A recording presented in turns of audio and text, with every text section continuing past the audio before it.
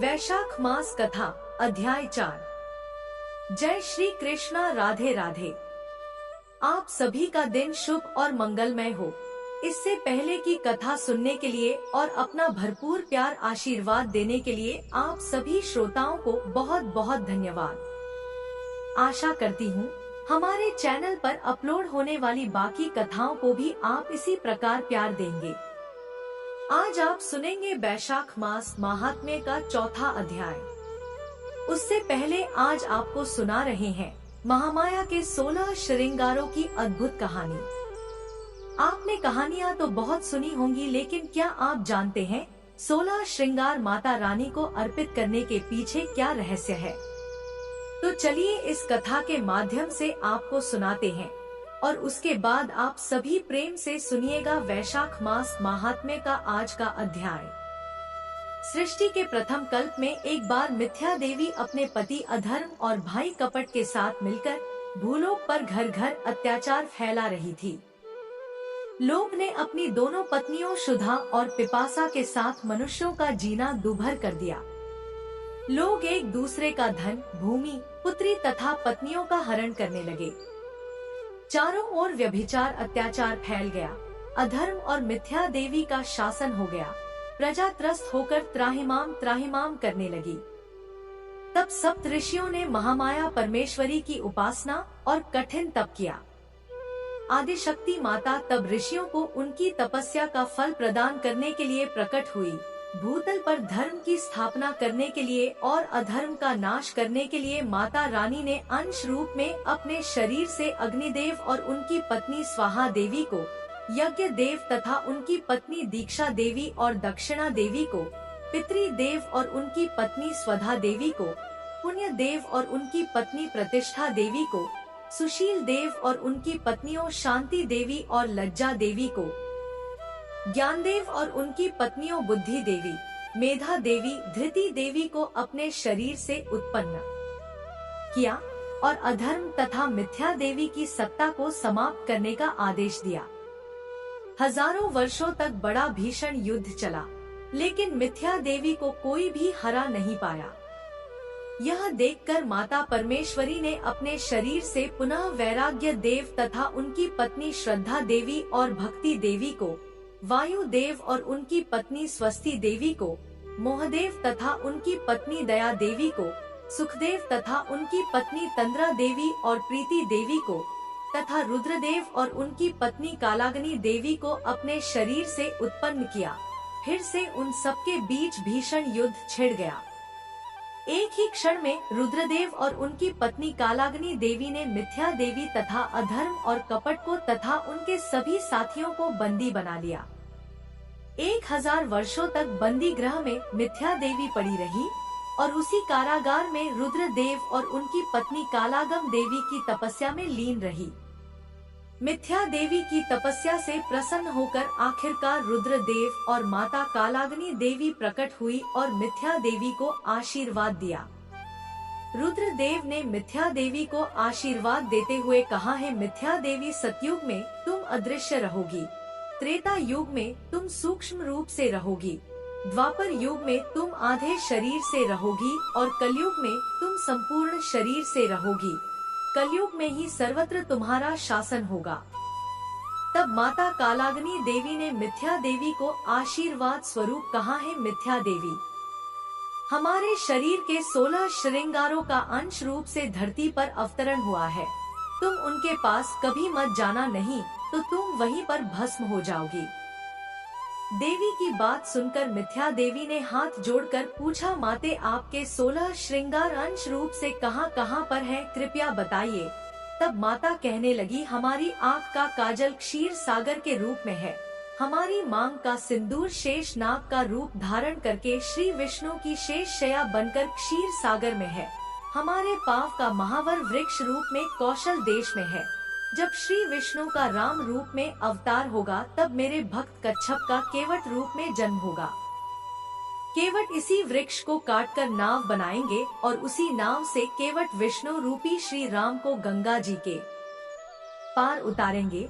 हमारे भाल की बिंदी गोकुल में गौ रूप धारण करके लाखों की संख्या में श्री कृष्ण अवतार में श्री कृष्ण के साथ रहकर उनकी लीलाओं का रसपान करेंगी।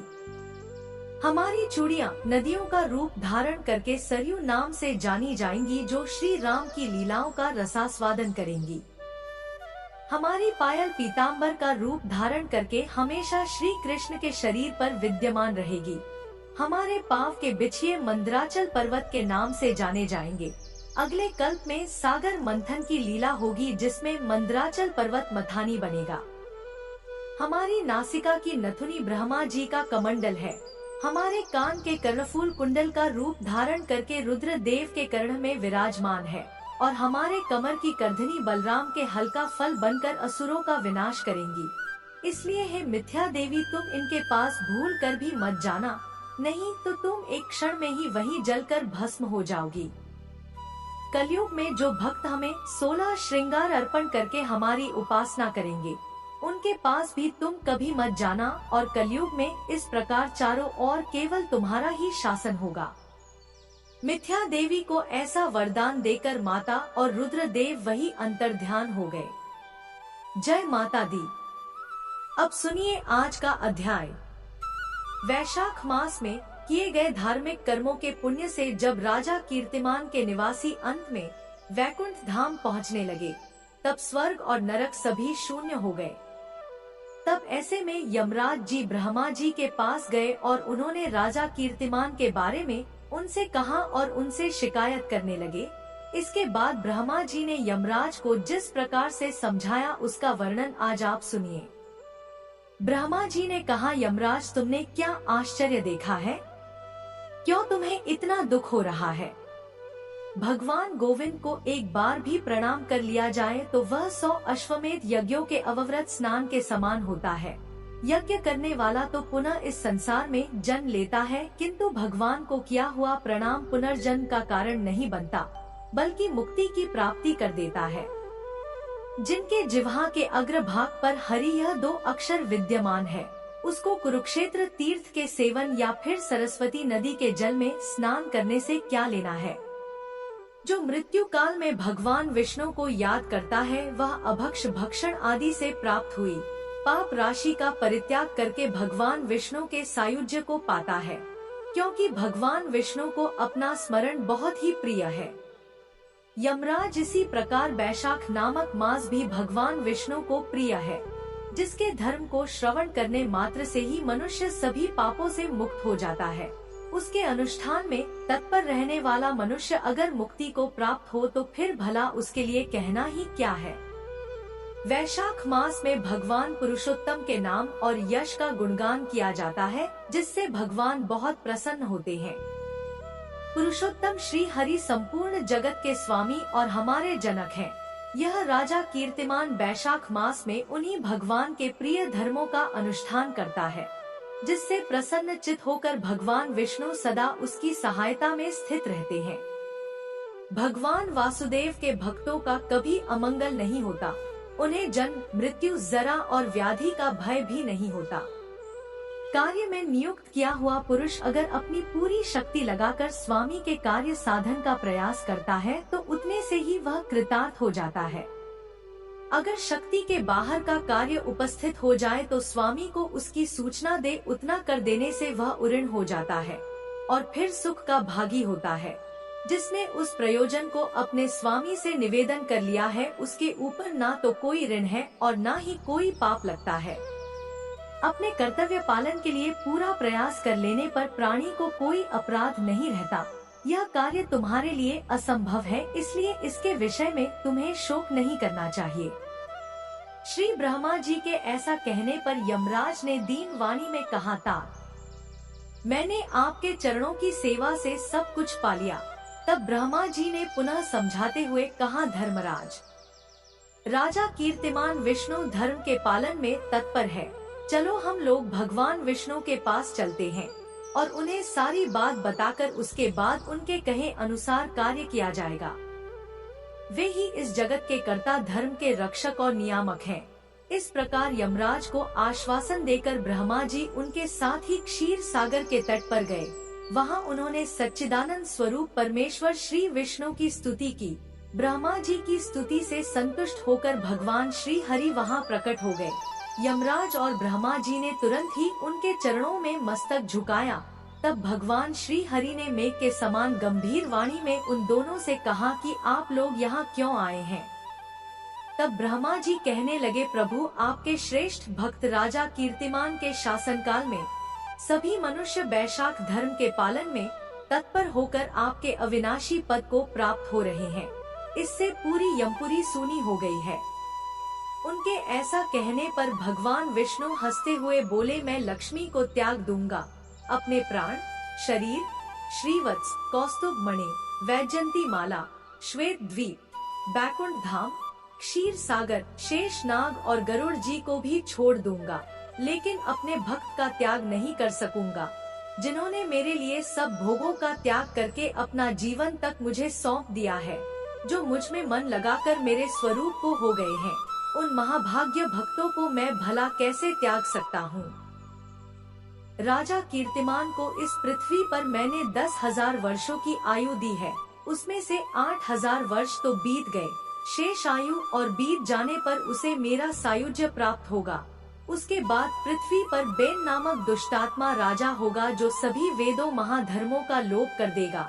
उस समय वैशाख मास के धर्म भी छिन्न भिन्न हो जाएंगे। बेन अपने ही पाप से भस्म हो जाएगा। इसके बाद मैं पृथु होकर पुनः सब धर्मों का प्रचार करूंगा। उस समय लोगों में वैशाख मास के धर्म को भी प्रसिद्ध करूंगा। सहस्त्र मनुष्यों में कोई ऐसा होता है जो मुझ में अपने मन प्राण अर्पित करके अपना सब कुछ मुझे समर्पित कर दे और मेरा भक्त बन जाए। जो ऐसा होता है वही मेरे धर्मों का भी प्रचार करता है। और इस वैशाख मास में से भी मैं वैशाख धर्म में तत्पर रहने वाले महात्मा पुरुषों और राजा के द्वारा समय अनुसार आपके लिए भाग दिलाऊंगा। लोक में जो कोई भी वैशाख मास का व्रत करेंगे वे आपको भाग देने वाले होंगे। वैशाख मास में बताए गए महाधर्म के पालन में आप कभी कोई विघ्न मत उपस्थित करना। यमराज को इस प्रकार आश्वासन देकर भगवान विष्णु वही अंतर्ध्यान हो गए। श्री ब्रह्मा जी भी अपने सेवकों के साथ सत्यलोक को चले गए।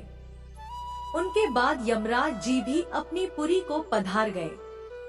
वैशाख मास की पूर्णिमा को पहले धर्मराज के उद्देश्य से जल से भरा हुआ घड़ा, दही और अन्न देना चाहिए।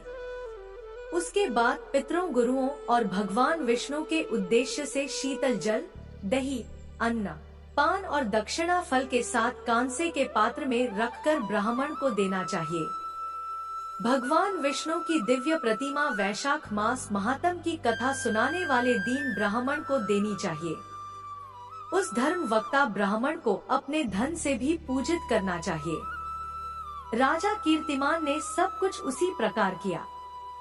उन्होंने पृथ्वी पर मनवांछित भोग भोग कर शेष आयु पूरी होने के बाद पुत्र, पौत्र आदि के साथ श्री विष्णु धाम को प्रस्थान किया। मिथिलाप्ति ने कहा, हे महामते, दुरात्मा राजा बेन सबसे पहले स्वयंभू मनवंतर में हुआ था और यह राजा इक्ष्वाकु कुलभूषण कीर्तिमान वैवस्वत मनवंतर के व्यक्ति हैं। यह बात पहले मैंने आपके मुख से सुन रखी है, परंतु इस समय आपने और ही बात कही है कि यह राजा जब बैकुंठ चले जाएंगे उसके बाद राजा बेन उत्पन्न होगा।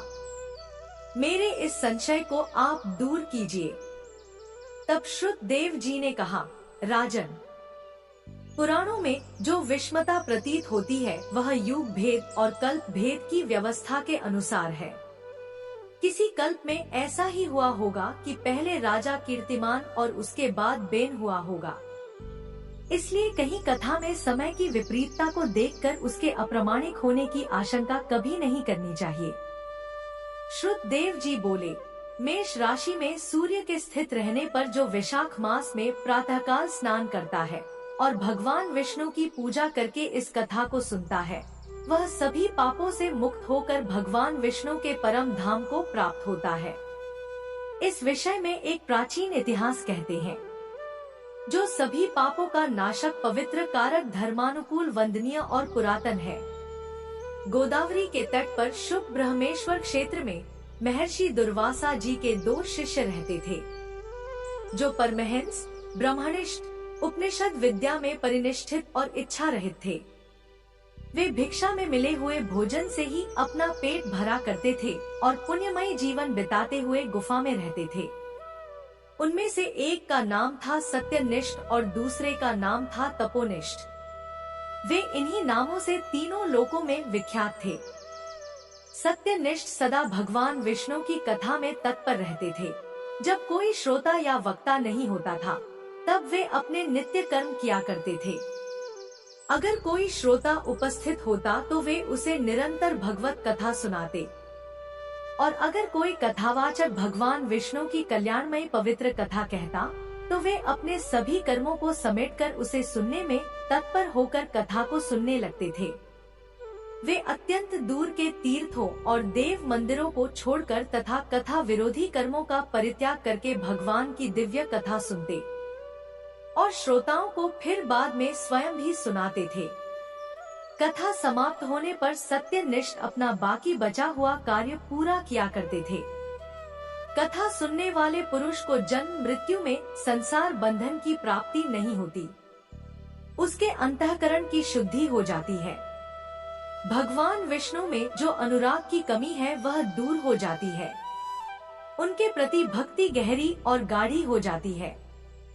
साथ ही साधु पुरुषों के प्रति सुहार्थ बढ़ता है। कथा सुनकर मिले ज्ञान से मनुष्य भगवत चिंतन में समर्थ हो जाता है। श्रवण, ध्यान और मनन यह वेदों में अनेक प्रकार से बताया गया है। जहाँ भगवान विष्णु की कथा ना होती हो और जहाँ साधु पुरुष ना रहते हो, वह स्थान साक्षात गंगा तट ही चाहे क्यों ना हो निसंधि त्याग देने योग्य है। जिस देश में तुलसी नहीं है या फिर जहाँ भगवान विष्णु का मंदिर नहीं है, ऐसा स्थान रहने लायक नहीं है। यह निश्चय करके मुनिवर सत्यनिष्ठ सदा भगवान विष्णु की कथा और चिंतन में तत्पर रहा करते थे। दुर्वासा जी का दूसरा शिष्य तपोनिष्ठ दुराग्रह पूर्वक कर्म में तत्पर रहता था। वह भगवान की कथा को छोड़कर पहले अपना कर्म पूरा करने के लिए इधर उधर हट जाया करता था। कथा की अवहेलना से उसे बड़ा कष्ट उठाना पड़ा। आखिरकार कथा परायण सत्यनिष्ठ ने ही उसको संकट से उद्धार किया। जहाँ लोगों के पाप का नाश करने वाली भगवान विष्णु की पवित्र कथा होती है, वहाँ सब तीर्थ और अनेक प्रकार के क्षेत्र स्थित रहते हैं। जहाँ विष्णु कथा रूपी पुण्यम नदी बहती रहती है, उस देश में निवास करने वालों की मुक्ति उनके ही हाथ में है। पूर्व काल पांचाल देश में पुरुषा नामक एक राजा थे, जो पुण्यशील और बुद्धिमान राजा भूरी यशा के पुत्र थे। पिता की मृत्यु के बाद पुरु यशा राज्य सिंहासन पर बैठे। वे धर्म की इच्छा रखने वाले, शूरता, उदारता आदि गुणों से संपन्न और धनुर्विद्या में प्रवीण थे। उन महामती राजा ने अपने धर्म के अनुसार पृथ्वी का पालन किया। कुछ समय के बाद राजा का सारा धन नष्ट हो गया। हाथी और घोड़े बड़े बड़े रोगों से पीड़ित होकर मर गए। उनके राज्य में ऐसा भारी अकाल पड़ा जो मनुष्यों का अत्यंत विनाश करने वाला था। पांचाल नरेश राजा पुरुषा को निर्बल जानकर उनके शत्रुओं ने आक्रमण कर दिया और युद्ध में उनको जीत लिया। इसके बाद पराजित हुए राजा ने अपनी पत्नी शिखड़ी के साथ पर्वत की कंदरा में प्रवेश किया। साथ में आदि सेवक गण भी थे। इस प्रकार छिपे रहकर राजा मन ही मन सोचने लगे कि मेरी यह क्या अवस्था हो गई। मैं जन्म और कर्म से शुद्ध हूँ, माता और पिता के हित में तत्पर रहा हूँ, गुरु भक्त, उदार, ब्राह्मणों का सेवक, धर्म परायण, सब प्राणियों के प्रति दयालु, देव पूजक और जितेंद्रिय भी हूँ। फिर किस कर्म से मुझे यह विशेष दुख देने वाली दरिद्रता प्राप्त हुई है? किस कर्म से मेरी पराजय हुई और किस कर्म के फल स्वरूप मुझे यह वनवास मिला है? इस प्रकार चिंता से व्याकुल होकर राजा ने खिन्न मन से अपने सर्वज्ञ गुरु मुनि श्रेष्ठ याज और उपयाज का स्मरण किया। राजा के आवाहन करने पर दोनों बुद्धिमान मुनीश्वर वहां आए। उन्हें देखकर पांचाल प्रिय नरेश सहसा उठकर खड़े हो गए और बड़ी भक्ति के साथ गुरुदेव के चरणों में मस्तक रखकर प्रणाम किया। फिर वन में पैदा होने वाली शुभ सामग्रियों के द्वारा उन्होंने उन दोनों का पूजन किया और विनीत भाव से पूछा, विप्रो, मैं गुरु चरणों में भक्ति रखने वाला हूँ। मुझे किस कर्म से यह दरिद्रता, कोष हानि और शत्रुओं से पराजय मिली है? किस कारण से मेरा वनवास हुआ और मुझे अकेले रहना पड़ा है? मेरे ना कोई पुत्र है, ना भाई है, ना हितकारी मित्र ही है। मेरे द्वारा सुरक्षित राज्य में यह बड़ा भारी अकाल अचानक कैसे पड़ गया? यह सब बातें विस्तार पूर्वक मुझे बताइए। राजा के इस प्रकार पूछने पर वे दोनों मुनि श्रेष्ठ कुछ देर ध्यान मग्न होने के बाद इस प्रकार कहने लगे कि राजन, तुम पहले के 10 जन्मों तक महापापी व्याध अर्थात शिकारी रहे हो। तुम सब लोगों के प्रति क्रूर और हिंसा परायण थे। तुमने कभी लेश मात्र भी धर्म का अनुष्ठान नहीं किया। इंद्रिय संयम तथा मनोनिग्रह का तुम में सर्वथा अभाव था। तुम्हारी जीवा कभी भी किसी भी प्रकार भगवान विष्णु का नाम नहीं लेती थी। तुम्हारा मन गोविंद के चारों चरणारविंद का चिंतन नहीं करता था और तुमने कभी भी मस्तक झुकाकर परमात्मा को प्रणाम भी नहीं किया। इस प्रकार दुरात्मा शिकारी का जीवन बिताते हुए तुम्हारे 9 जन्म पूरे हो गए। 10वां जन्म प्राप्त होने पर तुम सही पर्वत पर पुनः व्याध हुए। वहाँ सभी लोगों के प्रति क्रूरता करना ही तुम्हारा स्वभाव था। तुम मनुष्यों के लिए साक्षात यमराज के समान थे। दयाहीन, शस्त्र जीवी और हिंसा परायण थे। अपनी स्त्री के साथ रहते हुए राह चलने वाले पथिकों को तुम बड़ा कष्ट दिया करते थे। इस प्रकार अपने हित को ना जानते हुए तुमने बहुत सारे वर्ष बिता दिए। जिनके छोटे छोटे बच्चे हैं, ऐसे हिरणों और पक्षियों के वध करने के कारण तुम दयाहीन दुर्बुद्धि को इस जन्म में कोई पुत्र ही नहीं प्राप्त हुआ। तुमने सबके साथ विश्वासघात किया, इसलिए कोई तुम्हारा सहोदर भाई नहीं हुआ।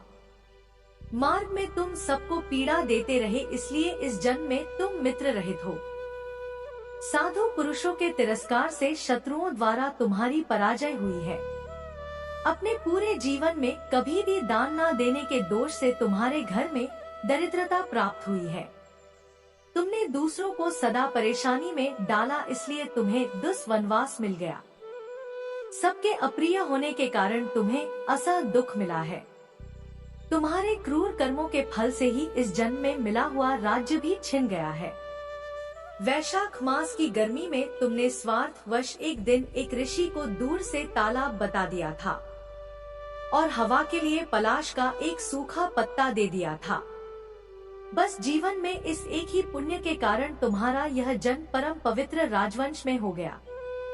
अब अगर तुम सुख, राज, धन, धान्य आदि संपत्ति, स्वर्ग और मोक्ष चाहते हो या फिर सायुज्य और श्री हरि के पद की इच्छा रखते हो तो वैशाख मास के धर्मों का पालन करो। इससे सब प्रकार के सुख तुम प्राप्त कर लोगे। इस समय वैशाख मास चल रहा है। आज अक्षय तृतीया है। आज तुम विधि पूर्वक स्नान और भगवान लक्ष्मीपति की पूजा करो। अगर अपने समान ही गुणवान पुत्रों की इच्छा करते हो तो सब प्राणियों के हित के लिए प्याऊ लगवाओ। इस पवित्र विशाख मास में भगवान मधुसूदन की प्रसन्नता के लिए अगर तुम निष्काम भाव से धर्मों का अनुष्ठान करोगे तो अंतःकरण शुद्ध होने पर तुम्हें भगवान विष्णु का प्रत्यक्ष दर्शन भी होगा। ऐसा कहकर राजा की अनुमति लेकर उनके दोनों ब्राह्मण पुरोहित याज और उपयाज जैसे आए थे वैसे ही चले गए। उनसे उपदेश पाकर महाराज पुरुयशा ने वैशाख मास के सभी धर्मों का श्रद्धापूर्वक पालन किया और भगवान मधुसूदन की आराधना की। इससे उनका प्रभाव बढ़ गया और बंधु बांधव उनसे आकर मिल गए। इसके बाद वे मरने से बची हुई सेना को साथ लेकर बंधुओं सहित पांचाल नगरी के पास आ गए।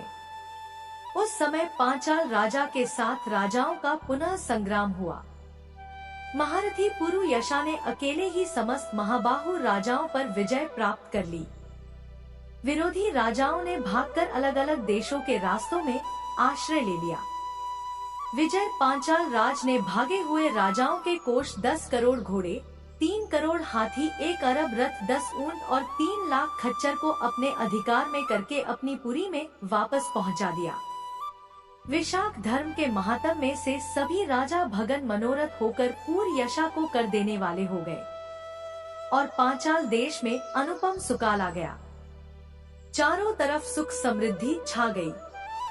भगवान विष्णु की प्रसन्नता से इस धरती पर उनका एक छत्र राज्य हुआ और गुरुता, उदारता आदि गुणों से युक्त उनके 5 पुत्र हुए, जो दृष्ट कीर्ति, दृष्ट केतु, दृष्ट दुम, विजय और चित्रकेतु के नाम से विख्यात थे। धर्म पूर्वक प्रतिपाल होकर सभी प्रजा राजा के प्रति अनुरक्त हो गई। सारी प्रजा अपने राजा से प्रेम करने लगी। इससे उसी क्षण उन्हें विशाख मास के प्रभाव का निश्चय हो गया। तब से पांचाल राज भगवान विष्णु की प्रसन्नता के लिए वैशाख मास के धर्मों का निष्काम भाव से बराबर पालन करने लगे। उनके इस धर्म से संतुष्ट होकर भगवान विष्णु ने अक्षय तृतीया के दिन उन्हें प्रत्यक्ष दर्शन दिया। जय श्री कृष्णा। आज का अध्याय समाप्त हुआ।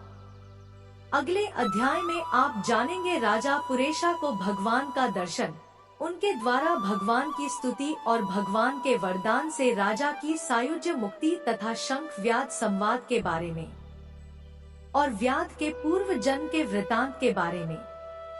उम्मीद है हर बार की तरह आज की यह कथा भी आपको पसंद आई होगी। अगर वीडियो पसंद आई तो हमारे चैनल को सब्सक्राइब करें। धन्यवाद।